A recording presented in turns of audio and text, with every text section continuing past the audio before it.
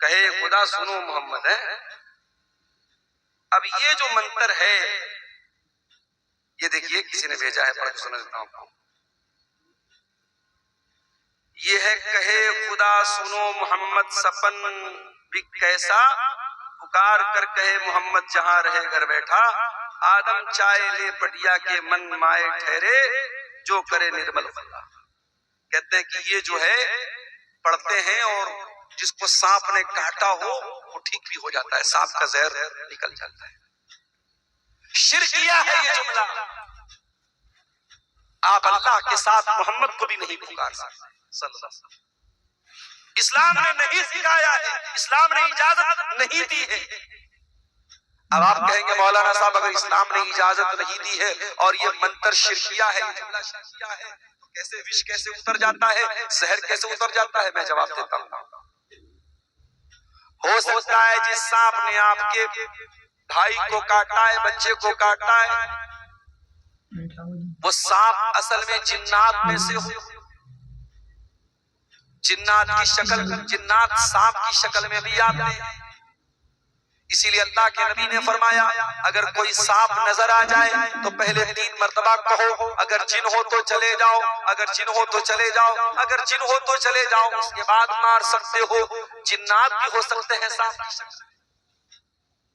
ہو سکتا ہے کہ کوئی شیطانی جن ہو جس نے آپ کے بھائی کو کاٹا ہے، اور جب آپ نے یہ منتر پڑھا کہے خدا محمد، تو آپ نے یہ پڑھا شرکیہ جملہ پڑھا تو شیطان نے فوراً اپنا زہر باہر نکال دیا تاکہ آپ کا عقیدہ پکا ہو جائے. یہ پڑھنے سے شیطان کو سانپ کا زہر نکل جائے.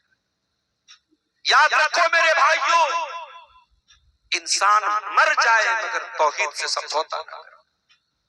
کوئی شرکیہ جملہ پڑھنے کی اجازت نہیں ہے. اگر کسی کو سانپ نے کاٹا ہے، کسی پر جادو کا معاملہ ہے، کسی پر جو ہے جنات کا معاملہ ہے، آپ سورہ فلق پڑھیے، سورہ ناس پڑھیے، آیت الکرسی پڑھیے، آپ قرآن کی آیتوں کے ذریعے علاج کیجئے.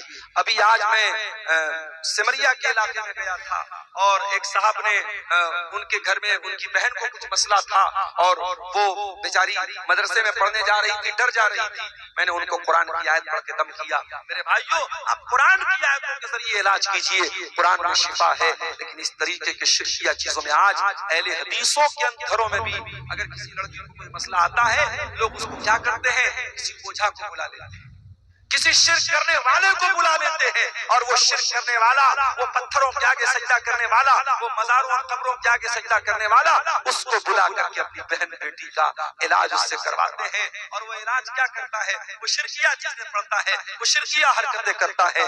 رحمان کے بندے شرک نہیں کرتے. میرے پیارے ساتھیوں، اپنی توحید کی حفاظت. والذین لا يدعون مع اللہ الہا آخر. رحمان کے بندے اللہ کے ساتھ کسی کو شریک نہیں کرتے، شرک نہیں کرتے. اور اگر اپنے آپ کو اہل حدیث کہتے ہو تو کان کھول کے سن لو. اہل حدیث کی پہچان یہی ہونی چاہیے، مر جاؤ کٹ جاؤ لا تشرک باللہ. اللہ کے نبی نے حضرت معاذ بن جبل سے کہا تھا اے معاذ، اللہ کے ساتھ کبھی شرک مت کرنا. وَإِن قُتِلْتَ، تمہیں قتل کر دیا جائے، تمہیں ٹکڑے ٹکڑے کر دیا جائے، او حُرِّقْتَ، تمہیں جلا کر کے خاک کر دیا جائے، اے معاذ تم کبھی اللہ کے ساتھ شرک مت کرنا. اللہ کا درجہ کسی اور کو مت دے. بیمار ہو جاؤ، ڈاکٹر کے پاس دوا لے سکتے ہو، علاج کر سکتے ہو، مگر عقیدہ یہی رکھنا شفا اللہ دیتا ہے.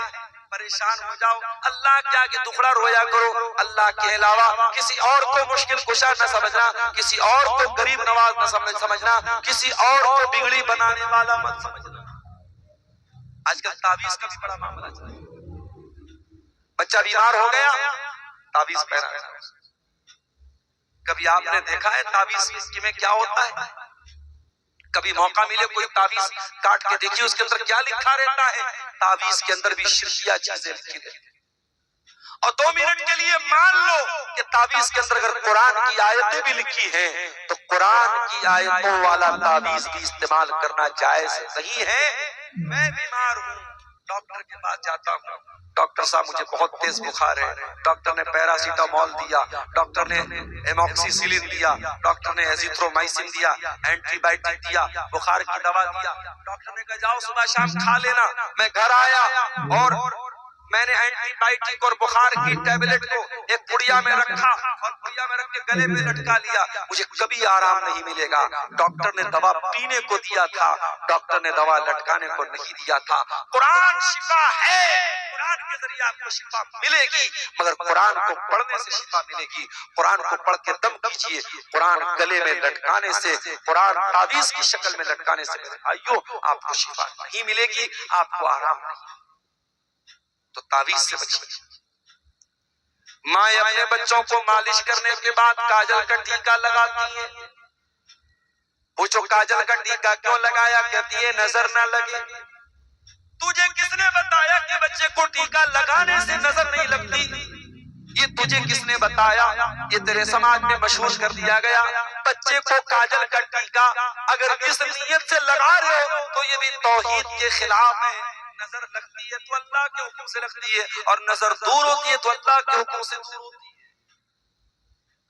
آپ بائک سے جا رہے ہیں، بلی نے راستہ کاٹ دیا، کار سے جا رہے ہیں، بلی نے راستہ کاٹ دیا، ڈرائیور نے بریک مار دیا، صاحب بلی نے راستہ کاٹ دیا۔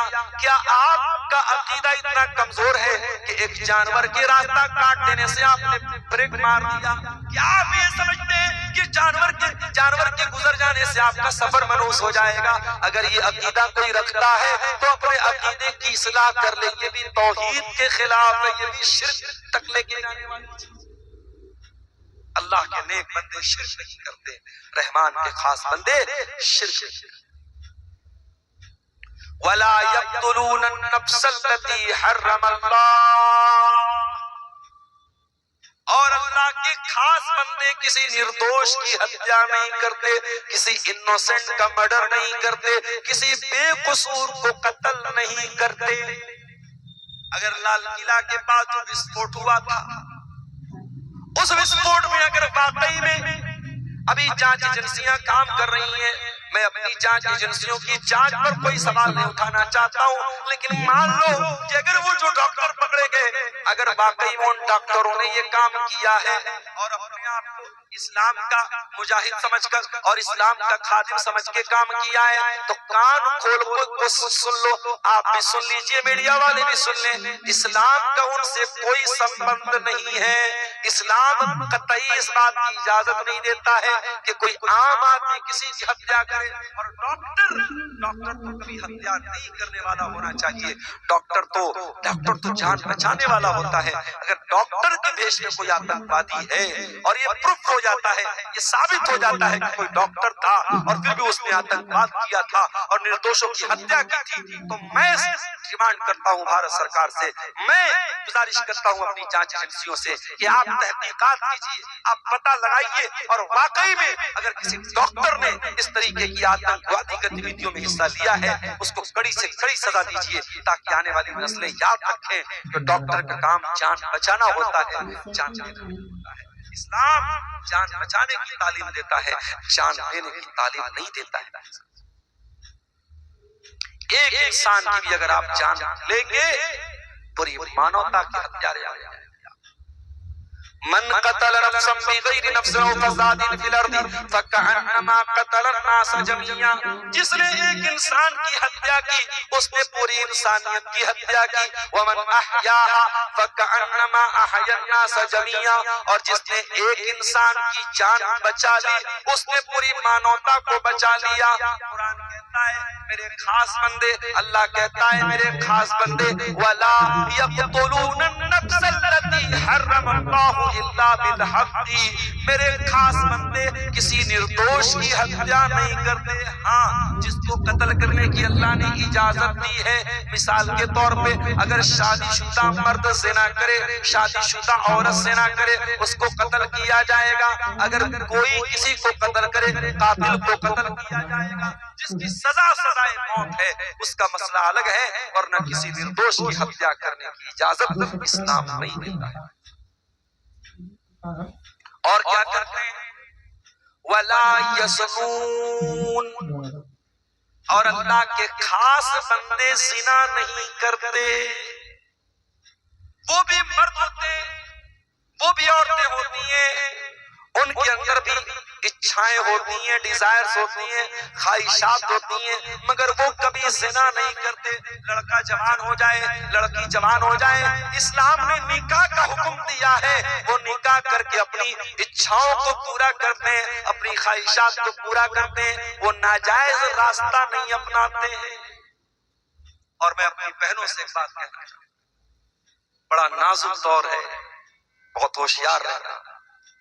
پیار اور محبت کے نام پہ تمہارے شریر کے ساتھ کھیلنے والے ہزاروں ملیں گے، تمہاری آبرو کو نوچنے والے بھیڑیے ہزاروں ملیں گے. اے میری اسلامی بہنوں، اپنی آبرو کی حفاظت کرنا، اپنی شرمگاہ کی حفاظت کرنا.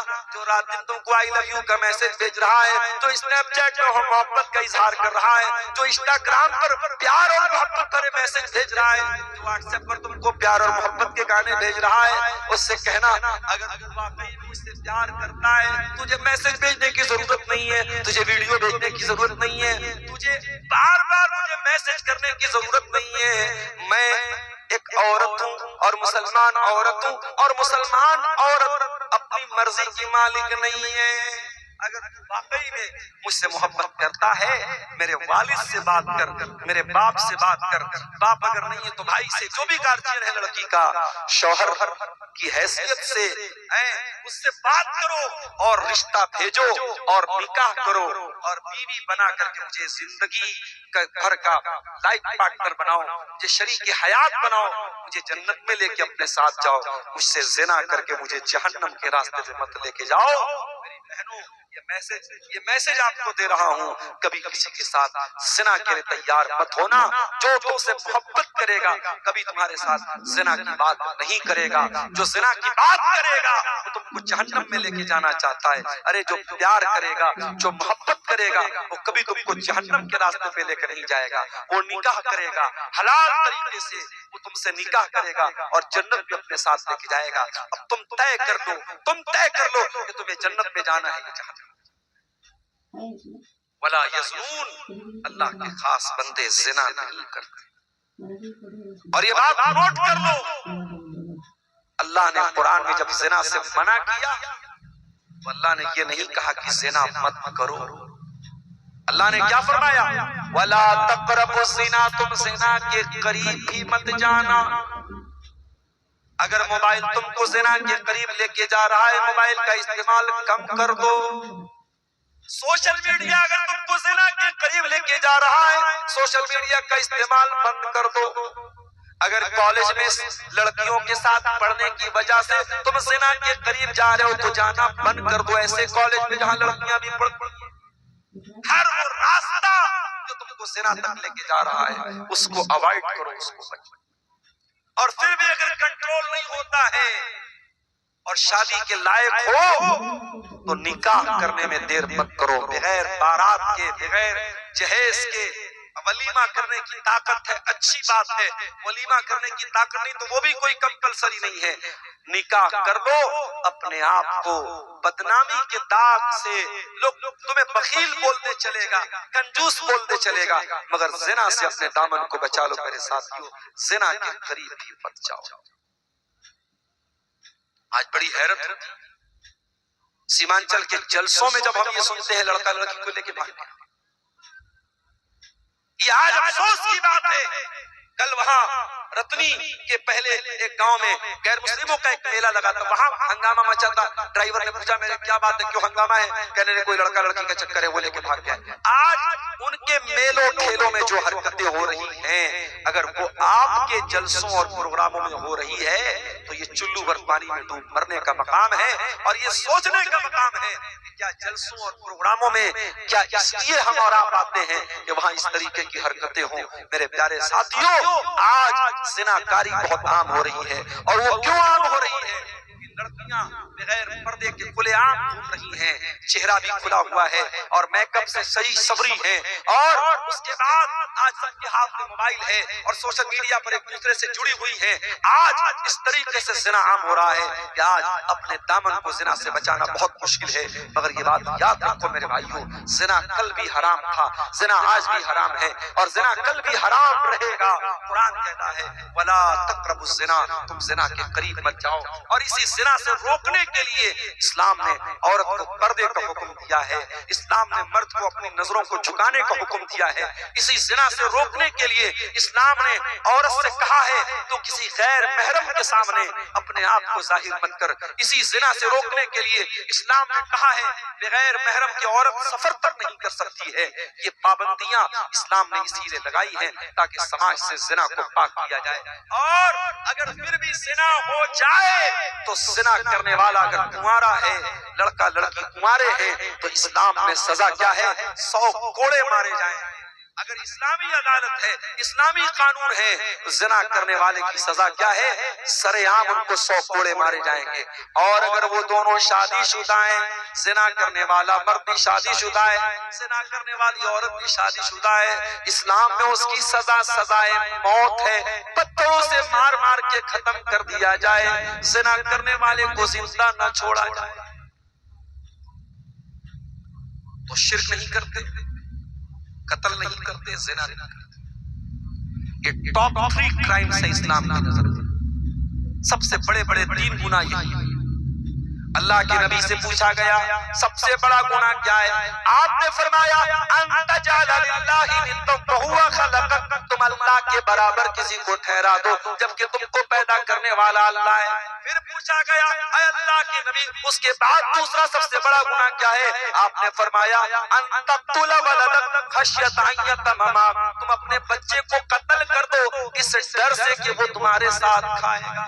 اب مسئلہ سن لینا، آج یہ چیز بھی بہت عام ہو رہی ہے، غریب آدمی ہے، 2 لڑکیاں پہلے سے اس کے گھر میں ہیں، بیوی پریگننٹ ہو گئی، اور جب یہ پتا چلا کہ بیوی حمل سے ہے، اس نے اس حمل کو گروا دیا، دوا کے ذریعے، ٹیبلٹ کے ذریعے ماں کے پیٹ میں جو بچہ حمل ٹھہر چکا تھا اس کو گروا دیا۔ میرے بھائیو یہ حرام ہے، حرام ہے، حرام ہے۔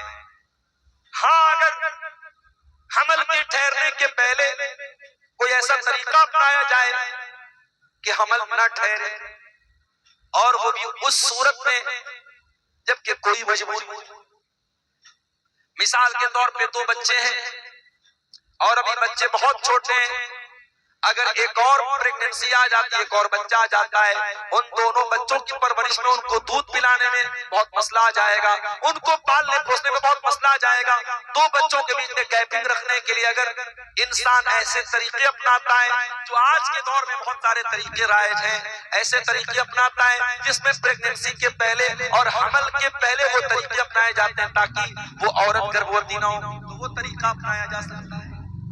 لیکن اگر حمل ٹھہر چکا ہے اور اس حمل کو گرایا جا رہا ہے تو ایک ہی صورت میں گرانے کی اجازت ہے۔ اگر حمل ٹھہر گیا ہے اور ڈاکٹر کا یہ کہنا ہے اگر یہ عورت پریگننٹ ہو گئی، اس کی جان کو خطرہ ہے، یہ بہت کمزور ہے، یہ بہت بیمار ہے، اگر اس نے بچے کو جنم دیا تو اس کی جان کو خطرہ ہے، جب عورت کی جان کو خطرہ ہو جائے اس صورت میں، چونکہ اسلام کا یہ کہنا ہے کہ اگر 2 خطرناک چیزیں جمع ہو جائیں، 2 خطرناک چیزیں اکٹھا ہو جائیں تو جس میں زیادہ بڑا خطرہ ہے اس کو چھوڑ کے جو کم خطرے والی چیز اس کو اپنا لیا جائے۔ اگر ماں کے پیٹ میں اگر بچہ ہے اور یہ ڈر ہے اگر پریگننسی ہوئی اور بچہ پیدا ہوا، ماں بھی مر سکتی ہے، بچہ بھی مر سکتا ہے، اس کنڈیشن میں ابھی وہ بچہ حمل کی شکل میں، اس صورت میں اس حمل کو گرایا جا سکتا ہے، لیکن وہ ایک مجبوری کی شکل ہے، عام کسی شکل میں حمل کو گرانے کی اجازت نہیں ہے، حرام ہے، حرام ہے، حرام ہے۔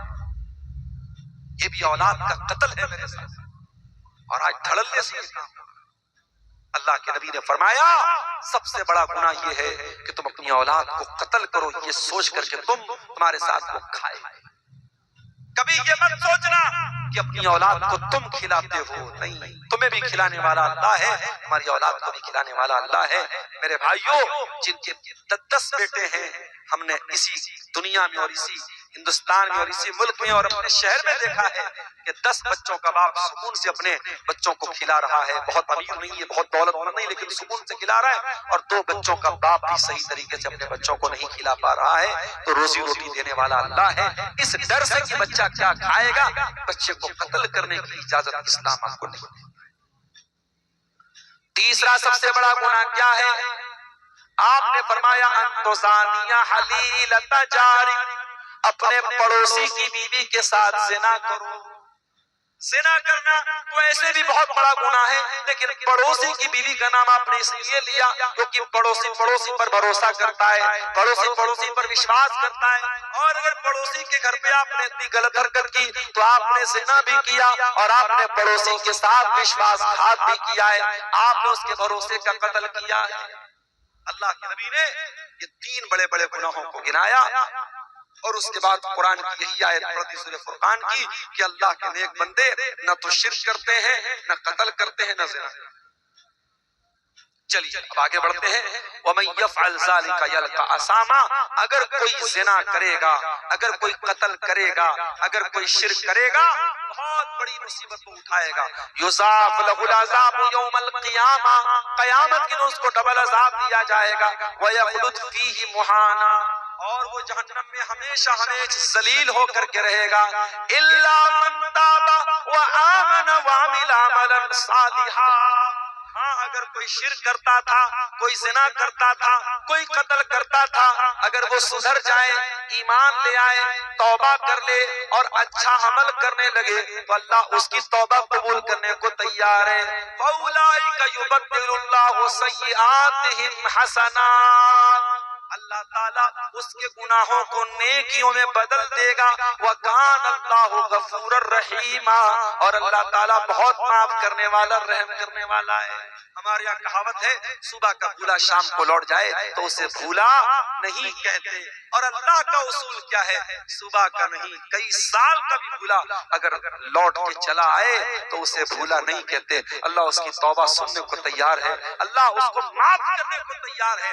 یہ 3 مہا پاپ اگر کوئی کرتا ہے، شرک کرتا ہے، قتل کرتا ہے، زنا کرتا ہے، اگر وہ بھی سچی توبہ کر لے اللہ اس کو بھی معاف کرنے کو تیار ہے۔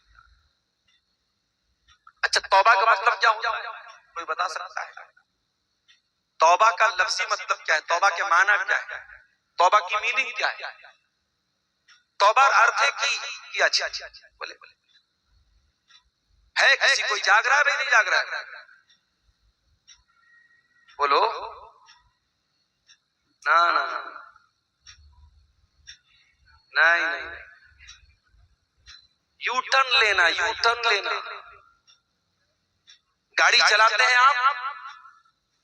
آپ نے گاڑی کو اچانک آپ کو لگا کہ غلط دشا میں چلے گئے، جانا تھا منیہاری سائڈ چلے گئے پورنیہ سائڈ، تو وہیں سے آپ گاڑی کو گھماتے ہیں، یو ٹرن لیتے ہیں۔ تو جو یو ٹرن لیتے ہیں، جو مڑتے ہیں، دیٹ از کالڈ توبہ، اس کو توبہ کہتے ہیں۔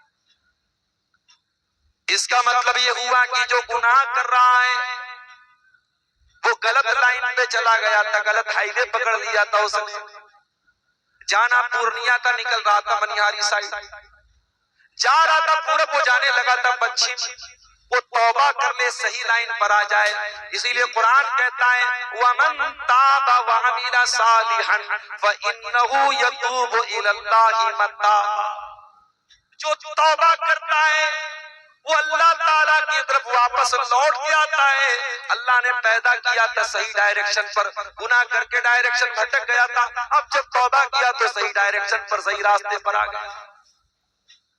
اس کے بعد اللہ کہتا ہے میرے نیک بندے والذین لا یشہدون الزور، کسی غلط کام میں سملت نہیں ہوتے۔